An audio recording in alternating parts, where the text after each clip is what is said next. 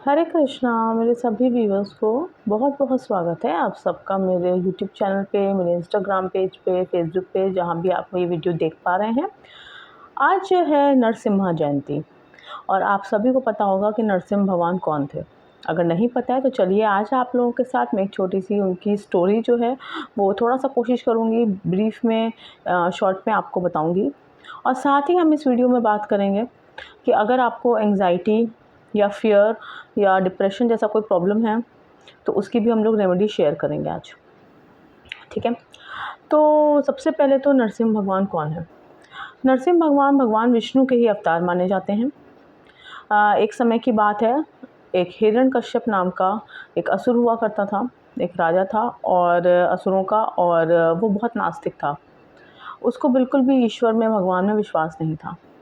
उसने बहुत कठिन तप करके ईश्वर से आशीर्वाद लिया था और बहुत कठिन तप किया था उसने। एक बार की बात है, मैं आपको बताती हूँ कि कैसे क्या हुआ एग्जैक्टली। तो उसने वो बहुत कठिन तप करने के लिए एक वरदान पाने की इच्छा से वो वन में चला गया। ठीक है, उस समय की बात है कि उसकी जो वाइफ थी वो उस समय प्रेग्नेंट थी। ठीक है, उसके पेट में बच्चा था। तभी की बात है कि देवताओं ने जब देखा कि हिरण्यकश्यप, क्योंकि थोड़ा असुर था, प्रवृत्ति का था, तो लोगों को परेशान करता था, देवताओं के लिए भी हमेशा खतरा बना रहता था। तो जब उन लोगों ने, देवताओं ने ये बात देखा कि हिरण्यकश्यप इस समय राज्य में नहीं है, तो उनको लगा कि इस समय असुरों को नष्ट करना, उनको ख़त्म करना बहुत आसान होगा। तो उन्होंने उनके असुर, जो उनका नगर था वहाँ पे उन्होंने आक्रमण बोल दिया। अब राजा के उपस्थिति ना होने पर सारे असुर परेशान हो गए और इधर-उधर भागने लगे। कुछ लोग लड़ने लगे तो हारने लगे, क्योंकि भाई देवता तो पूरी सेना के साथ पूरी तैयारी से आए थे, लेकिन यहाँ पे राजा के ना होने से कोई नेतृत्व करने वाला नहीं था। उसी समय क्या हुआ कि हिरण्यकश्यप की जो वाइफ थी वो प्रेग्नेंट भी थी और वो वहाँ से भाग गई। भाग के वो एक वन में गई, वहाँ पे आश्रम थे और वहाँ पे जो साधु संत जो आश्रम में पहले के ज़माने में होते थे, तो वहाँ वो उसी आश्रम में उसने जगह ले ली रहने के लिए, जब तक कि उसका पति लौट के नहीं आता। तो वहाँ पे काफ़ी असुर जो थे वो मारे भी गए थे, कुछ लोग भाग गए थे। इस तरह से वो ख़त्म हो गया फ़िलहाल। देवता बड़े खुश थे कि हमने असुरों का नाश कर दिया।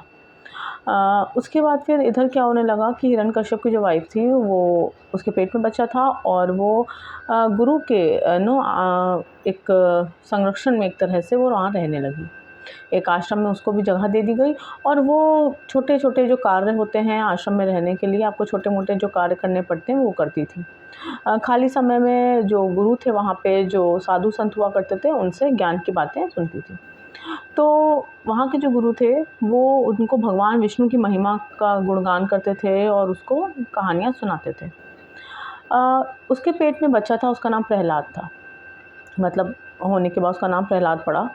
वो माँ के गर्भ से ही भगवान विष्णु की अच्छाइयाँ, उनके गुणगान, उनकी महिमा के कहानियाँ सुनता हुआ पैदा हुआ, वो बड़ा हुआ। ठीक है, पेट में ही बड़ा होने लगा, पलने लगा। जब तक में उसकी डिलीवरी का टाइम आया हिरण्यकश्यप की वाइफ़ की, तब तक में हिरण्यकश्यप तपस्या करके लौट आया और अपनी वाइफ़ को, उसको ढूँढा उसने और उसको पता चला कि उसकी वाइफ़ ऐसे-ऐसे यहाँ-यहाँ रह रही है और वो उसको वहाँ से ले गया। अब क्योंकि हिरण्यकश्यप की वाइफ़ तो बहुत समय से हिरण्यकश्यप के साथ थी ही और असुर की भई वाइफ़ थी, तो उस पे तो इतना असर नहीं हुआ। लेकिन जब वापस अपने नगर को लौटने के बाद जब हिरण्यकश्यप को बेटा हुआ, तो वो नारायण का भक्त हो गया। वो भगवान विष्णु का बहुत बड़ा भक्त हो गया। वो जब से उसने बोलना स्टार्ट किया तब से ही वो नारायण, नारायण करता रहता था। उसको नारायण के अलावा और कोई ईश्वर में वो विश्वास नहीं रखता था। तो हिरण्यकश्यप क्योंकि नास्तिक था और वो ईश्वर में विश्वास नहीं रखता था और असुरी प्रवृत्ति का भी था, तो उसको ये चीज़ बिल्कुल पसंद नहीं आती थी। वो कई बार अपने बच्चे को सिखाता, समझाता कि नारायण नहीं है, तो मुझे सारे लोग मुझे भगवान मानते हैं, क्योंकि तपस्या के बल से उसने एक वरदान प्राप्त किया था और भगवान ब्रह्मा को जब खुश किया उसने, तो उसने वरदान प्राप्त किया था हिरण्यकश्यप ने कि उसको ना तो किसी शस्त्र से मारा जा सकता है, ना अस्त्र से, ना ज़मीन पे मारा जा सकता है, ना आकाश में, ना कोई नर मार सकता है, ना ही उसको कोई देवता मार सकता है, ना ही उसको कोई पशु मार सकता है। ठीक है, ना उसको दिन में मारा जा सकता है, ना रात में मारा जा सकता है, ना घर के अंदर मारा जा सकता है, ना घर के बाहर मारा जा सकता है। क्योंकि वो अमर का वरदान चाहता था। लेकिन जब भगवान ब्रह्मा ने मना कर दिया कि हम अमर का वरदान नहीं किसी को दे सकते हैं, जिसने जन्म लिया है उसको मृत्यु तो मिलनी ही है। तो उसने ये सोचा कि क्यों ना मैं ऐसा वरदान मांग लूँ कि मुझे कोई मार ही ना सके। नेक्स्ट टू इम्पॉसिबल है, मतलब एक तरह से अमरता का ही वरदान हो जाएगा। तो ऐसा सोच के उसने इस तरह का वरदान मांग लिया था। अब वरदान मिलने के बाद ताकत भी बहुत आ गई थी और कोई भी उसको हरा नहीं पाता था। तो इसी वजह से वहाँ के जो लोग थे सब उससे डरने लगे और वो राज्य करने लगा। लोग दूर दूर तक उसके डर खौफ फैलने लगा। वो लोगों का यज्ञ बर्बाद कर देता था, साधु संत के आश्रमों को ख़त्म कर देता था और उनको प्रताड़ना करता था। जगह जगह अपना खौफ फैलाता था, अपने आदमियों को भेजता था, असुरों को भेजता था। लोग जगह जगह त्राही त्राही कर रहे थे और सबसे कहता था कि मुझे भगवान मानो, नहीं तो तुम लोगों को ख़त्म कर दूँगा। धीमे धीमे लोग उसको भगवान मानने क्या लगे, डर से उसको भगवान कहने लगे। वो खुश हो गया, उसका ईगो सैटिस्फाई हो गया। पर अपना ही बेटा नारायण नारायण जपता रहता था, ये उससे बर्दाश्त नहीं होता था। उसने बहुत बार समझाने की कोशिश करी कि मुझे पूरी दुनिया, मुझे एक तरह से मतलब सभी लोग मुझे भगवान मानते हैं, मुझे भगवान का दर्जा देते हैं, मुझसे डरते हैं। अगर मेरा ही बेटा नारायण की पूजा करेगा तो कैसे चलेगा?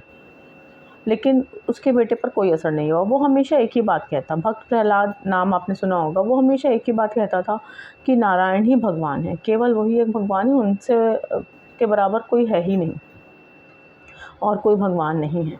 वो कहता था अपने पिता से, उसको बचपन से ही बहुत अच्छी बुद्धि तीव्र थी, बहुत ही समझदारी थी, बहुत ही शांत स्वभाव का था।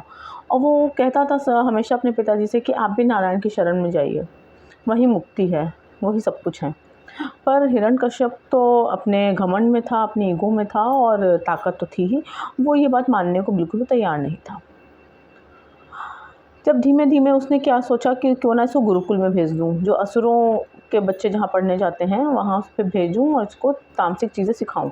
लेकिन जब वहाँ पे जाने पर भी उस पर कोई असर नहीं हुआ। वहाँ के गुरुओं ने उसको समझाने की कोशिश करी कि तुम्हारे पिता तो शक्तिशाली हैं, बहुत शक्तिशाली हैं, अमर हैं, उनको तो कोई कुछ मार ही नहीं सकता है। तुम अपने पिता की वाहवाही करो और उनकी तुम्हें आगे जनरेशन बढ़ानी है, तुम नारायण का नाम मत लो। क्योंकि हिरण्यकश्यप ने किसी भी तरह के भगवान का, किसी भी देवता भगवान का नाम वर्जित कर रखा था अपने राज्य में। तो बहुत समझाने की कोशिश करी, इनफैक्ट उसको थोड़ा-सा ये भी स्ट्रिक्टनेस भी दिखाई गई, भक्त प्रहलाद को मारा भी गया लेकिन उसने नहीं सुना। वो तब भी नारायण जाप करता रहता था। आखिर में गुरुओं ने हार के कह दिया कि भई हम इसको नहीं सिखा पा रहे हैं, हमें क्षमा करिए।